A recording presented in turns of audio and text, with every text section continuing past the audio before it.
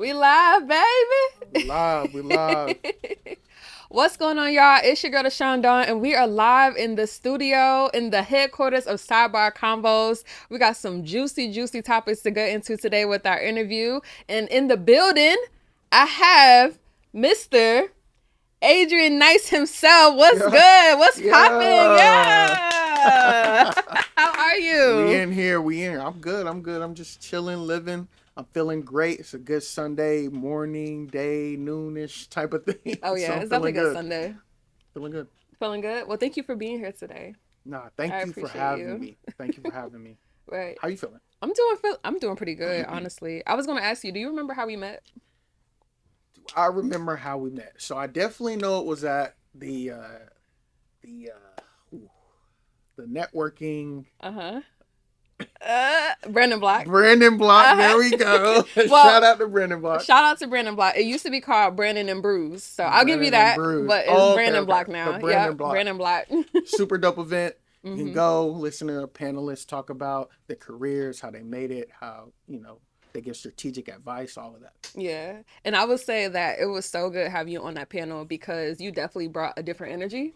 To those people that was sitting up there, and you had a lot of insight when it came to like marketing and podcasts and things like that. So I do really appreciate your input. I never told you that, but I wanted to tell you now because it's in the flesh. It hit different when it's in person. No, you're right. And like I said, I just try to be an open book because like I know plenty of people have questions. I have had questions growing up, so it's like good to have a person to kind of talk about the certain things. So. Yeah, definitely.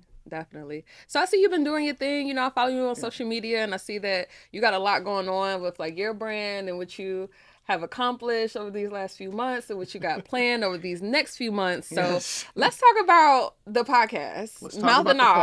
Mouthing out. Everybody does that though. Mouthing off? Because it makes sense, right? You just go talking. There's a lot of mouthing outs. I mean, mouthing offs already. See? So that's why I did the out. You got me. Right. That's why I did the mouthing out. Mouthing out. Yeah.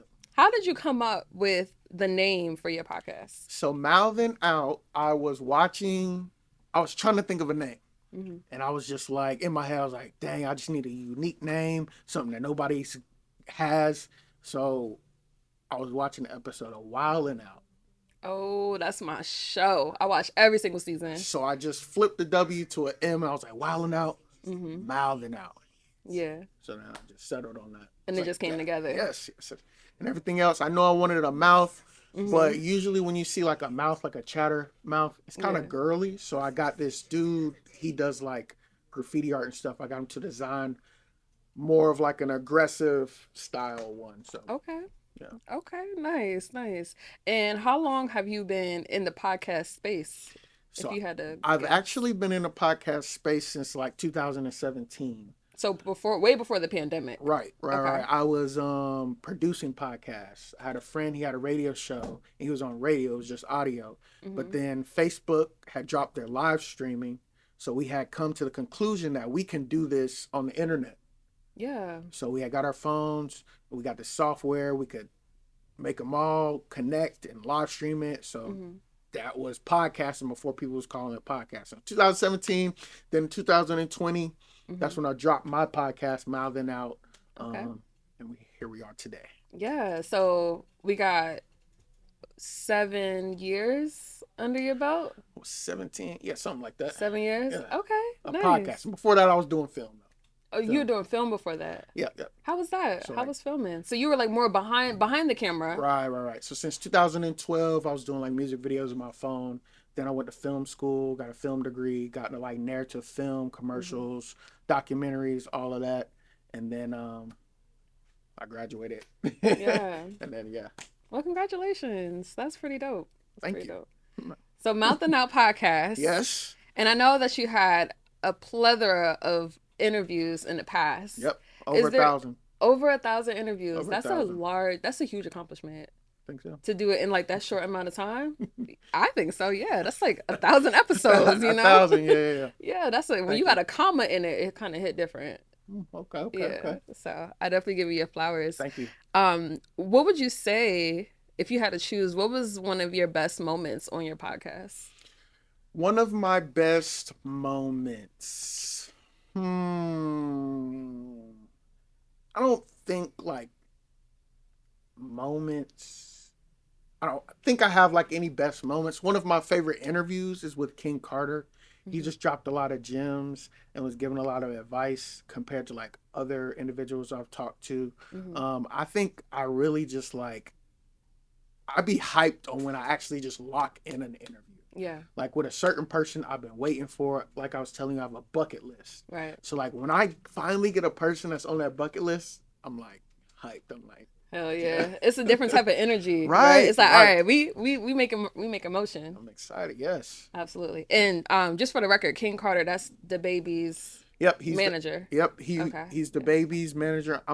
Yeah, the baby's manager. He's also a VP of like South Coast Music Group. Mm-hmm. Um, you know, which is South Coast Music Group signed has Tusi signed, the baby signed, Mm-hmm. Tia Corinne was signed, and a whole bunch of different people. Big Yeah. Molly, Oh yeah, other Big people. Molly. Yep. Okay, cool. So Mally, I'm sorry. yeah, so dipping into that, those great moments and those great interviews, is there any interviews that you would say that kind of took you by surprise? Like you went into the interview and then the turnout or the results was like completely different than when you expected. I'm not gonna say no names, Uh oh. We're not gonna name drop, but but there's a like two specifically. One that was just like super dry. That's what I hate, like super dry interviews where you Mhm. gotta like really dig and pull out Yeah. stuff from the guests, which is that's a journalist job, a host job, do that, figure Mhm. out a way to get it out, but it's just a lot. And then another one, it's just street dude. That's just like he just was like giving off different energy that I really wasn't fucking with. And so, it is what it is. Yeah. Nothing happened or anything. Well, of course not, But but still, it's just like it's always good to have a guest who can lean into being entertaining. right. You know what I'm saying? When they don't understand that, then it kind of just makes it hard to Yeah, it have a does. great interview. Yeah, You know? it does. So do you kind of do like a preparation before you go into an interview? Like Yeah. what's your day looking like leading up to an interview? Like do you have to work out? Do you have to like get you a drink? Do you have to like how do So you prepare for an once I interview? know that I've locked in the interview, I immediately start doing research. Mhm. I pull up all of their interviews, I watch them, I Google their name, any articles that pop up, I read through majority of the articles, and I even sometimes call on other people to do their own research because they Mhm. might find something that I don't.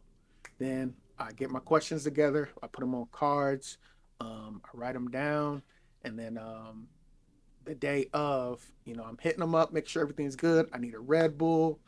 Um, Gotta have a Red Bull. gotta have the Red Gotta Bulls, have a make Red sure I'm Bull. good. I usually do like a little, Shake it out, yeah, right? shake it out. Make sure I'm just high, good energy, smiley, Mhm. all of that, just because I want the feeling to be reciprocated.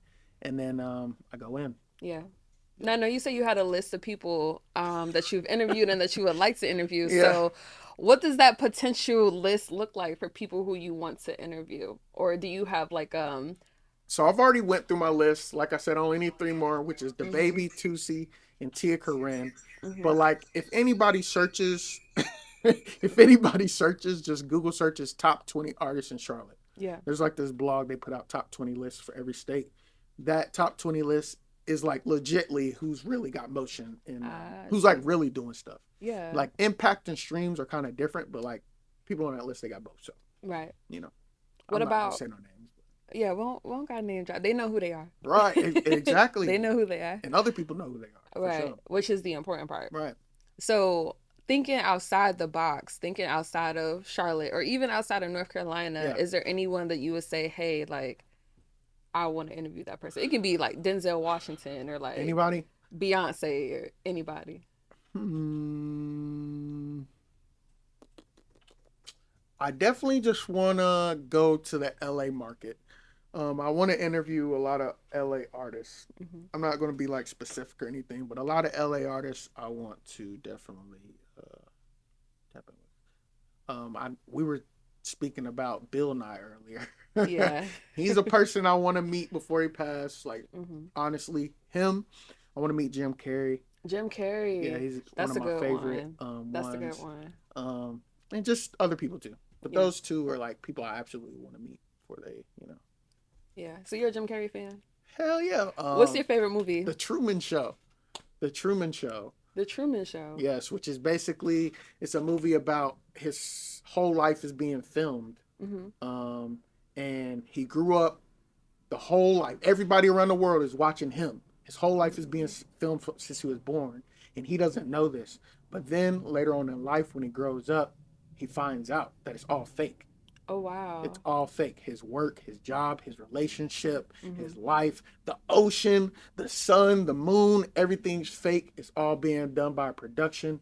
And so his father dying and everything. So throughout the film, there's an essence of just different people trying to tell him, like, this is all scripted, you know, because they want him to, it's basically like him coming out the Matrix. Yeah. Essentially. And so at the end, he like takes this suicidal journey into the ocean because this is how his dad died or something like that. And so he just wants to, you know, he's trying to yell at God, but really it's, which is the director producing the whole show, right. But he talks back to him. Oh, man. I got to see this now. But then he, you know, he reaches the end of the ocean, which is a wall, and he walks out, and he's like, you know, everybody's screaming at the camera, like, should he walk out the door, which is him going into real life. Yeah. And so he does, and then The Truman Show. The Truman Show. Okay. I'm going to definitely have to tap into that. I haven't seen that one yet. It is. Yes. But it sounds interesting. And it kind of relates to, like you said, The Matrix and things like that. So I'm definitely might have to look into that. It's layers. So if you had to choose, I'm going to give you two movies, two Jim Carrey movies. If you had to choose between Ace Ventura, Pet Detective, and Ace Ventura, When Nature Calls, which one is top tier? Which one is the one where he's like, already then? Is that, does he do that? That's Pet Detective. Okay, yeah, that one. That one's more memorable.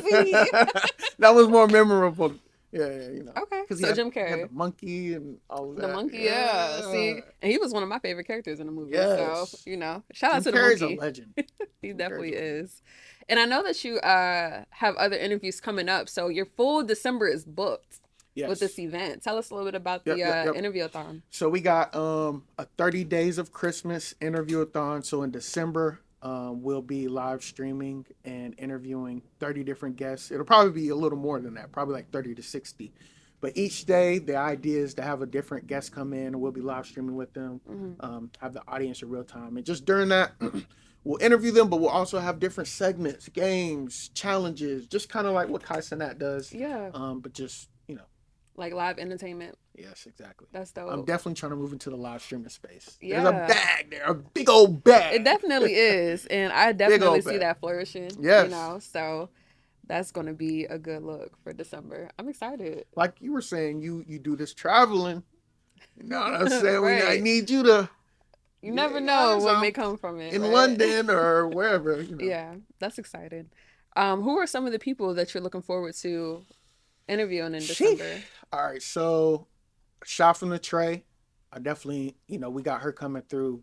She's on my list also, but I haven't got like a formal interview with her, so I'm excited for that one. We got Shot from the Tray. But just some other people that's going to be there. All Social Currency artists. That's King Carter's label. Yeah. So like Hot Boy Shaq, Lil Jon 4K. We got this dude named Jay Money. He's on the rise. He's been being around the baby a lot. And just a plethora of talent you guys will know, have listened to, that will be there. Yeah, I'm excited for it. Don't want to give it all away. Right, you don't want to drop too many secrets. But we've been dropping flyers all, you know, November, so you can go to my gram and see who's all on the lineup. You got a nice lineup. Yeah. You got a very nice lineup. Make sure y'all check that out. And speaking of going back to Cali, what is your infatuation with Cali? Because I know that you ran I was going to bring it up. You ran from North Carolina. Fort Mill, actually. Okay, Fort Mill, sorry. South Carolina. Same stuff, though. Charlotte area. 10-minute difference. Yeah, really. From Fort Mill, South Carolina, all the way to Cali. Yep. What part of Cali did you run to? So I ran to L.A., the Hollywood Zone. Okay. So it took me 3 months. Started in Fort Mill. I ran through, you know, South Carolina, Georgia, Alabama, Arkansas, Mississippi, Texas, Oklahoma, Arizona. Yeah. New Mexico. Everywhere.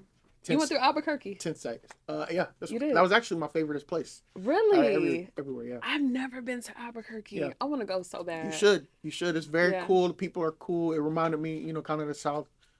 It was a big, major motion picture studio out there. Oh, wow. That's where they filmed Breaking Bad.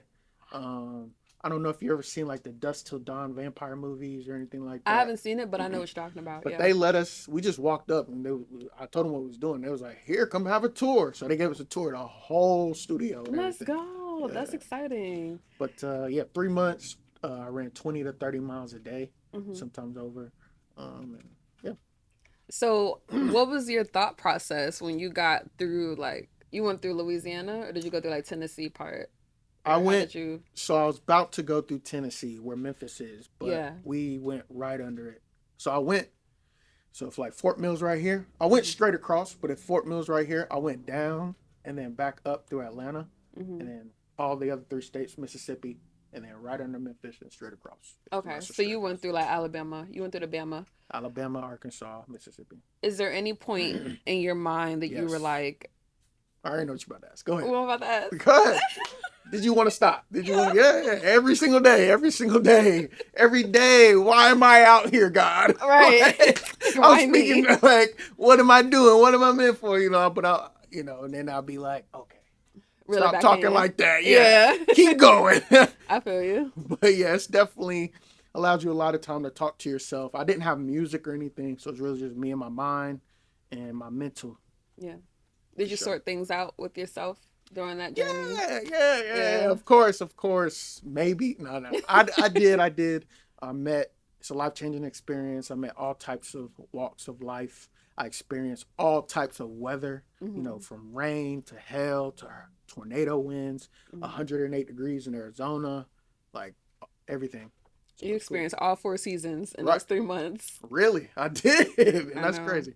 That's crazy. So getting to the finish line in Cali. Yeah. How did that feel? You was like, I finally made it. I got to where I need to go. Now what? Like, what do I do now? It was really good. So I connected with a running store out there. They had like a finish line set up, a rope and everything. So I went there. And then also one of the donors, he was actually tied with TDE, the record label. Okay. So he had donated to the stream, and then they had like a restaurant out there. So they set up like a little thing. So it was just good to be done. I was kind of like ready to be done. I was worn. So I like went immediately to sleep. Yeah. Everything. I mean, I would hope so, because running almost a marathon a day. Yeah. You know, that can definitely take a toll on your body. Exactly. For sure. Did you carry water with you? Or? So I had a friend. He drove like a support vehicle. Oh, and so like every 15 miles he would drive down, set up. And so we shot a documentary. So I got a documentary out. It's called Running for Film. Y'all can go check that out. He filmed along the way. All of the food, all of the water, anything we needed was in there. We also slept in there. Yeah. A lot. So that's what's up. It's good to have that support system. Yeah, if I didn't have him, I don't even think I could do all that, because there's some crazy motherfuckers out there. Right. You never know what you might come across. Right. So getting to Cali, is that when you met well, let me backtrack a little bit, because I know that, and not everybody may not know this, but I know that you had an interview with Gary Vee. No, you had a internship with Gary Vee. Right. Is that around the time where that happened, or was the internship before this run? Actually, so yes, I worked for Gary Vee. So when I finished the run, when I finished the run and I was editing the documentary, there was moments where I was watching his speeches. So it was very impactful. Him and a couple of other motivational speakers. Yeah. So then I put his audio in my documentary, and I reached out to him maybe like 2016, 2017. I didn't get a response. And so then last year, 2023, at the end, I reached out again. I was like, "Are you looking for interns?" A simple IG message. His team. We set up meetings, and I was willing to work for free, but they offered me a job. That's what's up. That's a blessing right there. Paid residency. I was working for him remotely. Then I got to go up there to the offices. I got to meet him. I got to really see. That was really like my first official job, if you want to be real. Up until then, I did my own businesses, sources of income and everything. So that was my first actual look at like a corporate thing because he owns like a whole floor in a skyscraper. It's really something to see. But that man, Yeah. they got like I was telling him, they got a McDonald's for content. They got the factory set up, pumping it Word. out, Oh man, I can only pumping it imagine what out. that looks like. That's like every content creator's dream, Right, probably, right, to be right. in that space. For sure. Yeah. It's just crazy. What are some things that you learned working with Gary Vee that kind of altered your thinking? Well, I mean, so I only got to see him once. Like he's a very he owns like several different companies. And so like this whole floor is just different sections of different companies that he owns. Mm, So like he's in his office mostly doing meetings. yeah. And so we have like I guess you would call them supervisors. Yeah. For each section, and then they got managers, and then it's us. But from my experience there, I'll probably say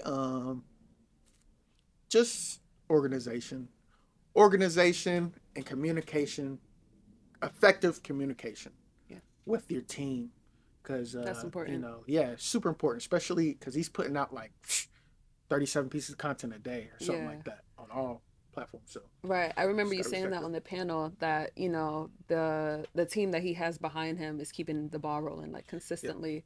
And you got to see that in live action of how everything flows and, Yeah. each component of his business and how it just is all cohesive. Yes. I was kind of telling him like I wish I kind of would have took more advantage though. Like I don't think with that being my first experience kind of in a corporate environment, Hmm. I don't think I properly took advantage because they were wanting me to move out there. I Hmm. probably should have did Yeah. that. But they were wanting me to go like that. So that kind of just threw me off. I wasn't, You wasn't ready for I that. was not ready for that. So like that, and then just like some of the people there are doing some amazing things also. Hmm. So I kind of probably could have talked a little more. I did meet a couple of people that I still talk to now, but Hmm. probably could have networked a little more. Yeah. So you feel like you could have just dived in a little bit deeper Yeah, with like that role? even if I didn't get the job, just some of the people there, like Hmm. every opportunity is a networking opportunity. You don't know who's doing what, you don't know what they'll be doing. Hmm. Now, it was a guy there, he works for, there's this guy named Mike Boyd who is over his music department. So Okay. every single music artist you've seen Gary Vee interview, he's the Hmm. reason why this is happening. Oh. Okay. So he has like, I call him his protege, Hmm. T Wash. Shout out to T Wash, but he had just started this platform where he interviews just different artists. But that shit's viral as hell now. That's what's up. People make it a part of their media runs. Like when Hmm. they go to New York, they seek out his platform, like Hmm. some of the biggest artists, and want to talk to him. Yeah, that's a big foundation for sure. That's what's up. So Sorry if I'm yapping. no, it's perfectly fine. So we understand that you like to travel, you like to take advantage of opportunities, but you also like to make your opportunities. Yeah, Tell us we about ain't the waiting for nothing. right. I know that's right. Tell us about this road trip that you and Ruff went on. I think you Oh guys wow. went to like Texas or something. Yeah, Look at us we went smiling. to South by Southwest. It was crazy. It was crazy. I might have hit him up like a week before, 2 weeks before, something like that. Very short notice. Hmm. And I was like, bro, I'm trying to go to South by Southwest. I knew this was like one of the biggest music events throughout the year. Yeah. So I knew that was gonna be just hella opportunity there. Hit him up. He was like, "Yeah, bro, I think I might could take off work or something like that." I forgot what he said, but Right. he took off work, and then we drove down there. It's a 17-hour drive, Austin, Ooh. Texas. We did that. We were sleeping in a whip, or we slept because we had to just keep going, get there in time. Yeah. And then we checked to the hotel, and each day I had these events planned out. I hit him up, and then just we went out there and executed. And that was like my first experience. I think that was his first experience out there. Yeah. It was really eye opening. Yeah. The other two times after that, like we slam dunked that motherfucker out there. I know It's really a dope experience. If you're an artist, you definitely need to be out there. Even if you're not performing at any of the shows, you need to be out there connecting, rubbing elbows, just in the mix. Yeah. For sure. So what can you kind of let the people know what to expect if they were to go? So if you What to go expect? there, it's kind of like they block off the whole. It's two parts to it. So they block off a whole street. The whole street is just nothing but people in the street. Nothing but people in the street, and probably 70% of them are all artists. Oh, okay. And then in that street, it's nothing but showcases. Hmm. So all the buildings along that whole street is just showcase, showcase, showcase, So showcase, it's like showcase, back to back to back to showcase, back. showcase, showcase. Okay. Literally for like 3, 4, 5 blocks. Sheesh. Showcases. And then at the convention center is where a lot of like, that's like the official part of it, Mm-hmm. where a lot of the A-list talent, they go perform and everything. But all of the showcases is kind of like, if you don't want to pay the $300 for the ticket or whatever, they got this lot. But it's still like major artists walking around on the streets like they're regular performing at these shows, Yeah. everything. So I had hit up a bunch of them already, like, hey, I'm a podcast, I'm a journalist looking to come to set up, do interviews. So we'll set up, do interviews. And that's how I built my fan base, really going to these shows, getting their info, and then let the magic happen. Yeah. So how can an artist prepare from you? There's something. Go ahead, no, go ahead. I'm just shaking my head like because I want to know from your point of view, being a podcaster and doing live streaming and being in the music realm, with all these artists, what would you say, like, how would an artist need to prepare for something like that? Like, do they have to come with their streaming CDs or flyers, or like they have to go with a set agenda? Like, I gotta do X, Y, and Z. Yes. So first, I would say I think it takes 2 times. Okay. Going there twice.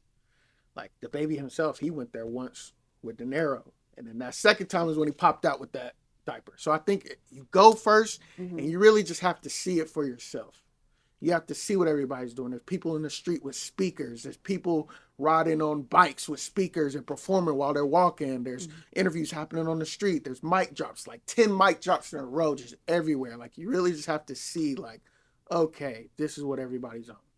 And then the second time, yes, you come with your marketing material, your flyers, your posters. You show up the day before all the events are ready, tag everything, and then just figure out a way to stand out. Like that's big. The baby is a perfect example. Who's going to literally walk around with a diaper? Nobody but him. You know what I'm saying? Nobody but Which him. is cool. Like, if his name wasn't the baby, it would be like random, but he's leaning into his the name. theme and the brand of him. So it just, and it, at the time, it didn't even really go viral like it is now. It's kind of just like an ace in his pocket he can pull out. To be honest, like, it's just a viral moment. You know what I'm saying? But just figure out a way to be different, and then talk to everybody. Talk to everybody. Just talk to everybody. That's really good advice. And just the final thing is just like, you're going to want to give your information to everybody, but make sure you're also getting their information at the same time. That is key. So, a lot of people miss that step. Because, they might not hit you up, but if you have their information, you have the control. Yeah, for sure. You have the control to follow up, to reach out, things like that. That's really good advice. Would you go again? Yeah. Yeah. So after him, I think I've been back 3 more times. So we went with him. We made some money. But then the next time, I made like probably 10 times that, just because I knew what to do and where everything was. And then after that, I made some money again. But just, it keeps growing. Free events, just free events like Revolt events, United Masters, just all free. You just RSVP, and it's like the biggest of executives are there to talk to. Definitely. You got to put yourself in those spaces. Right. Yeah, absolutely. So I know that you're really big on like supporting others and people supporting you. What is one of the things that you're currently working on? Hint, hint, drinks. Oh my God. that we should know. This other side of you. So we got the podcast, we got the streaming, we got everything, but it seems like you tapped into something else that I was not expecting, but thank you for the gift. Right. Yeah, so I'm about to drop like a champagne. I want to drop a champagne line called Nyce Champagne. It's really just going to be a lot of different nice things, nice branded things, like nice cologne or nice watches or just nice things, but we're going to start with champagne. Yeah, I've just been trying to find a product. Like, a lot of these podcasts, major podcasts, like Nelk Boys. Have you heard of the Nelk Boys podcast? So they have a branded beer that's going crazy. You know what I'm saying? So that just got me thinking, like, damn, I need a product. Or Mr. Beast, he has a product. He has the bar or Prime. You know what I'm saying? There's right, something. Right. So because I'm always on camera, probably a lot more than everybody else. So if I had a product, eventually. Yeah. So I really want to taste it, but I don't want to open Open that one. I I'll want bring this you to be another a one. suit. Okay. I'll bring you another. I got. Appreciate that. Yeah, because we definitely got to see what it's hitting for. Yeah. And this blueberry mango. Blueberry mango. We're about to do a different batch. Another one. I think it's just gonna be a regular version, just because I kind of want to just a regular one to start off and just brand like I got a champagne. Right. You know what I'm saying? Then I can kind of blueberry mango, and then a pink one, and then a regular, orange one or green one, whatever. That would be good with mimosas.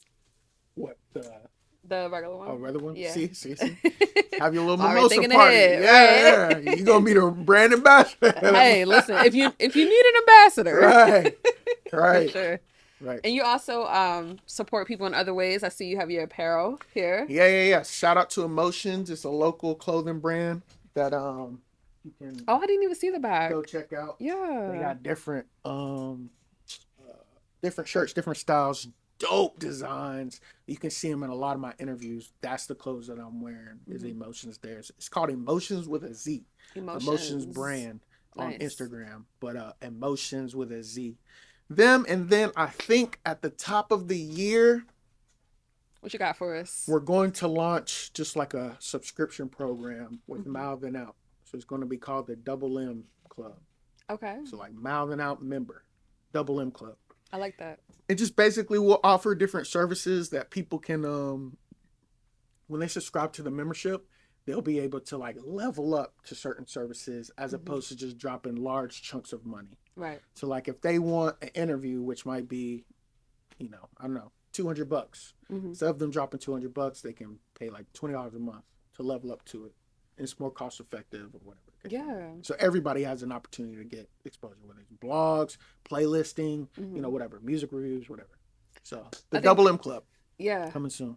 I like that idea. I think that's a great way to scale because when you're providing a service, you don't really have like a lot of things that you can push. Because with a service, it's like you're dedicating time for money, right? But if you have a product or a membership, it's easier for you to scale that way because it's unlimited, you know? We're trying to get big. We're trying to get money. Yeah, trying to go global. Money. Going global. Global, for sure. So what is a good-ass day for Mr. Adrian Nyce? What does that look like? A good day? I'm a very boring person. Really? I ain't gonna lie. I don't think I'm boring. What I do on a regular basis is very boring. Now, what I would like to do in a day, like I'm a very, or things that excite me,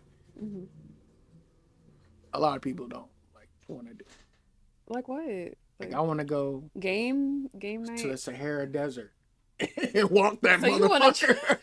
I want to go to Mount Kilimanjaro and walk that motherfucker. Like I want to go do just more. Yeah. I want to do more. So you want to see more of the world? Yes, but it's not just seeing the world. It's like doing I want to do shit that people not doing. Yeah. That's really what it is. Would you ride a camel? Yes. In the desert? Yeah. In Cairo? Yes. Egypt? Yes. I want to run. Would you wrap it? Like, would you wrap up? You say you want to run? Yeah. Okay. I mean, hey, you're going to have the sandals on, though. You going to be able to run in sandals? Whatever it takes. Yeah. People doing it. They got marathons out there. People doing it right now. Antarctica. I want to go. I want to do it. It's just different stuff. On a regular day, I'm usually editing, really chilling at the crib playing the game, to be honest. Other than that, when I step out, it's probably to do interviews. What kind of games do you play? Black Ops? I need to get into it. I'm playing a game called Apex Legends. It's similar to it. Apex, Fortnite which everybody thinks is a little kid's game, but that it's like, adult level mechanisms in that for sure. Yeah. Like, yeah. Hold on, I got two questions. Have you ever played Ark before? Ark? What is it? It's like it's a space game? No, it's actually like a prehistoric game. Like you have to make like your own weapons. You have to like make your fire. You have to like. My son put me on, so anytime he want to play Ark, I'm playing Ark with him. What can you play it on? He has it on Xbox. Okay, I might have to tap in on Xbox One. Yeah. So what you just start as a regular human being, you have to find the resources. To like make your armor, make your weapons, things like that. So it's actually he be teaching me certain things. I'm like, okay, I see you learning. But what was your first game console? My first game console was probably a Sega Genesis. Yeah. Sega Same. Genesis. That was my first one too. Sega Genesis was probably the first one, and Yeah. then it was either the Nintendo or PlayStation One. Probably the Nintendo. Yeah. Yeah, Sega Genesis. I heard that they're coming out with a Nintendo, kind of like. Did you Yeah, see that? Yeah, yeah, they're coming out with 4K like the version. old school one. But Yeah, yeah, so I might it's tap gonna be into lit. that. Right, it's Yeah, gonna be lit with that Mario Kart. right. Super Smash Brothers. Think of all the games Crash Nintendo had. Bandicoot. Right, Mm-hmm. legendary See, games. these new kids, they don't know nothing about that. They don't know about that Crash, that Spyro, that 007. They don't know nothing about Spyro, that. woo, 007. Damn, you was playing the game. Yeah, we was you in the know. house. That's crazy. No, definitely. So Sega was your first game. Was your first Console, console? Yeah. Sega Genesis, I think. Yeah, same. That was I think my dad bought it for me. I was like 5, 6 years old. I don't know. That shit was lit. Yeah, that was a long. Probably showing my age a little bit, but Yep. facts. So, how would you like to be? You have all like these accomplishments. You're doing so many things. You got your hands in so many different baskets. How do you balance everything? How do I balance everything? I struggle with that. I'm gonna be totally honest. That is like one of my weaknesses. I struggle with that. I'm trying to work on it. But I think a person that is trying to balance that, what it is just time management.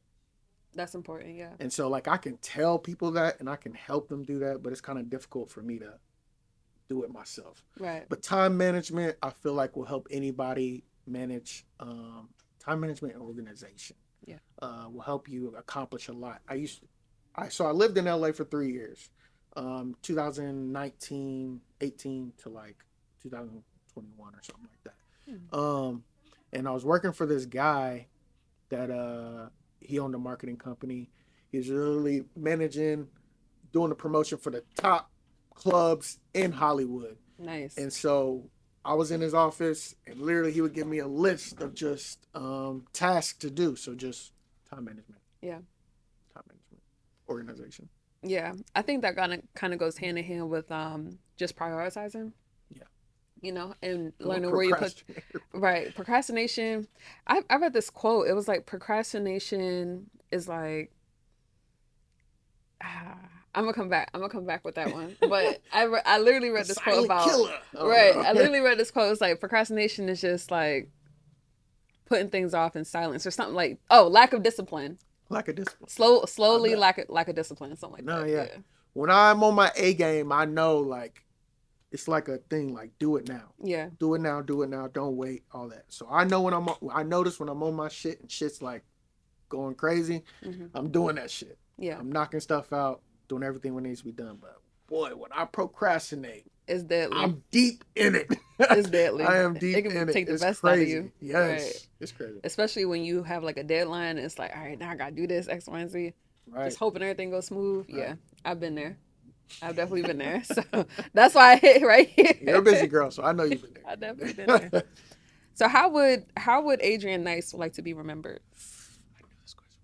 Did you look at my card? No, I know. I've talked to a lot of people, so I know. Okay. I want to be the next media icon. I want to be the next media icon. However that presents itself, whether I'm hosting a show, whether I have my own TV show, whether I'm acting, whether my podcast blows up. However, I want to be the next media icon. Yeah. That's my goal. I might need to further define that, but just next media icon is what I want to be remembered as. Well, I can definitely see that for you. And it looks like you're on a really good path with like trying to make things work, and just having the initiative and the drive to do things that no other person is thinking about, so it kind of sets you apart from people in this space. Yeah. I mean, everyone could do more, but it's like, how much more can you do? Everybody can, but we need to do it. Right. We need to do it. We need to make it happen. I need to make it happen. Make it happen, Adrian. No. All right, Rob. Right. I keep forgetting this. Right. Make it happen. Make it happen. No, and we think similar too. We both Aquariuses and everything too. So it's like our minds are kind of similar in a lot of ways, for sure. So yeah, I could definitely see how y'all can connect, and collaborate. It's inspiring. Right. He motivates too. Like we have these deep conversations just about like work, motivation, and just like leveling up, just what we need to do, and we probably indirectly just be talking, but like indirectly we probably just motivating each other to Yeah, shit, it you know. happens. I know Ruff definitely dropped a lot of gems on me, and I just sitting there thinking like, Right, damn, that made so much sense. right, Like right, I didn't even think of it like that. right, But which that's is dope. exciting. Hmm. So, is there any advice that you can give to someone who's looking to be in the podcast media Yes. space that is looking to either get started or just feel like a little stuck? What would you tell them? First, just start. First piece of advice is just start. Mm-hmm. Work with what you have, because a lot of these iPhones, they're just as good as these cameras. So work with what you have. Start with a camera. I mean, a iPhone. Work with what you got. Just start. Point blank simple. Second advice is create a brand. Create a brand. Figure out a logo. Figure out a name. Create a brand, because people not might not. Podcasting's hard. I'm going to tell you, It can be. it's oversaturated. Everybody's doing it, so it might be hard to stick out. So if you just create a memorable brand or name, they're probably going to remember that before they remember your face. Facts. So just create a memorable name name and logo. Mm-hmm. And then other than that, just don't give up. Podcasting is not a quick type of thing, especially if you don't have the money or the resources or the connections. So be ready to put in at least 3 years of work. Yeah. You know what I'm saying? It definitely takes dedication and it definitely takes discipline Right. to get to that next step. So thank you for sharing that advice. I'm gonna get one more. So another thing is just like decide what type of podcast you want to have. So there's like two types. You can either have an interview platform where you're bringing on guests and you're interviewing them, or you can have like a group discussion type of podcast where there's like four of you guys. Yeah. And you guys are talking about topics, what's going on in the world, other Mm-hmm. things like that.